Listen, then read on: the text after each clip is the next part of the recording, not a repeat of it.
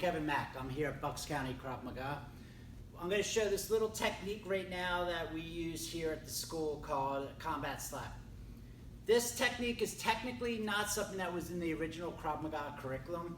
I didn't learn it from my instructor, but I did learn it from a Krav Maga black belt. And it's something that I liked, and it was easy and was similar to something we already did.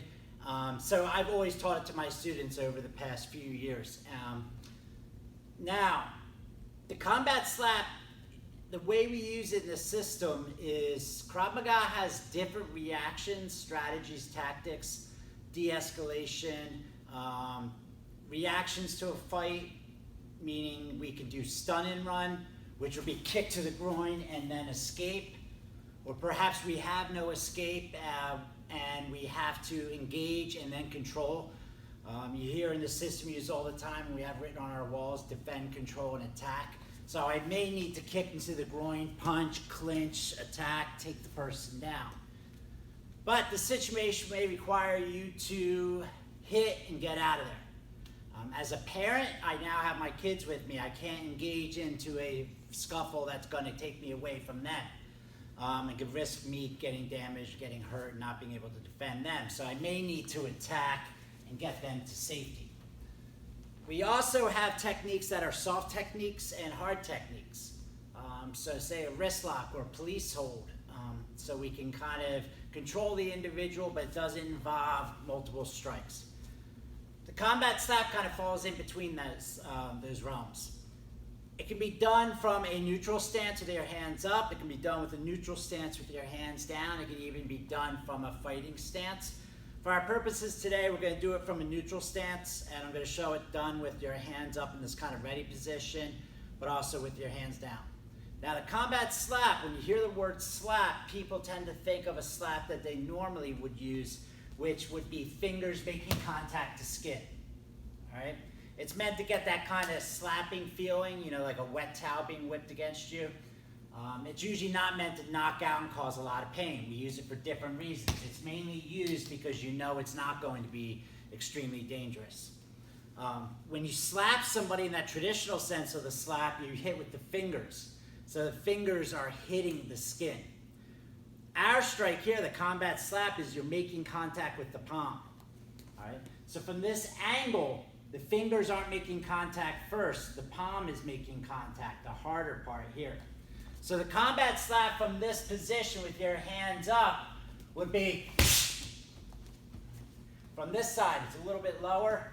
I'm in here. What's happening is the hand is making a movement. You're not slapping with your arm outstretched. It's like a hook punch. Your arm is in that angled position, and then you're hitting here. Our fingers are not up. The fingers are facing forward, so you can get there quicker. And when you do that, the hand leads the motion and the body steps. All right? If I'm in a fighting stance, it would be, because I'm right-handed, my right hand is back, I would end up in a reverse stance. This allows me to not only engage, but to get past the opponent. So I hit, and then I move. All right? Point of contact, the temple, ear, the jawline where the jaw meets the ear. Right around there is where you're hitting. You're trying to get that concussive effect. Now that could be strong with just the hand, but the step, the angle of the arm, my arm is straight, I'm not getting as much force. When my arm is bent, I'm getting a stronger structure there. And that is increased, the power is increased by that sudden step. From this angle,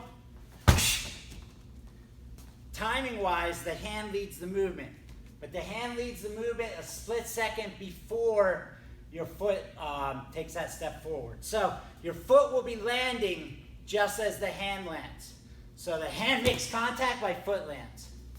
But remember, your opponent is going to react to your movement. So you don't want to step first and then bring the hand out, because he will react to the step, or her. So you want the hand to lead the movement, and then the step happens. If my hand is down, my hand is up. All right? Try not to hit with the fingers, hit with the palm. All right? Another aspect of this position, now you may say, hey, I'm not in a fighting stance, I'm caught off guard, my hands are up, my hands are open, I'm offering peace, I'm telling the person to back off. I am making contact like that as well. I am not sending the signal that I want to fight with clenched fists. My hands are open. When I decide to engage, they stay open, and then I hit. Right? Like I said, some people might ask, well, can't you just throw a hook punch? Can't you throw an uppercut? Can't you throw a straight punch and groin? Yes, but there are thousands of scenarios you might be in. All right? This person may not require me to do repeated strikes on that person. That person is in my way. I want to get past them. I don't think it's an extreme situation where I have to control the individual. So from here, I'm deciding to stun and run and get past the person. If my escape is over there, I do not want to hit in that direction and try to escape. I would hit in the direction where opposite to where I need to go.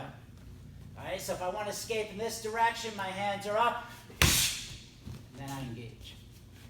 One thing I also teach here is wedging out of the way. So I hit, but he's not fully gone.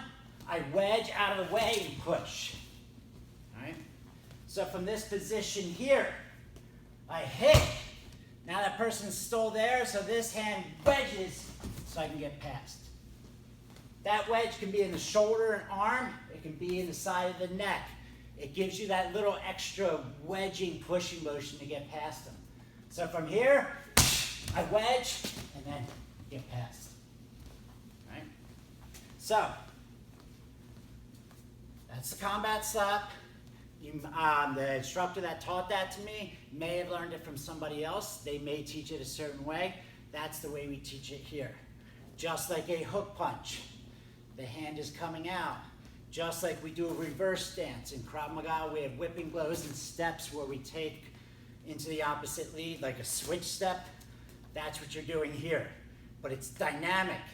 You're not stepping and hitting. You're not hitting and then stepping. You're dynamically popping and causing pain. All right?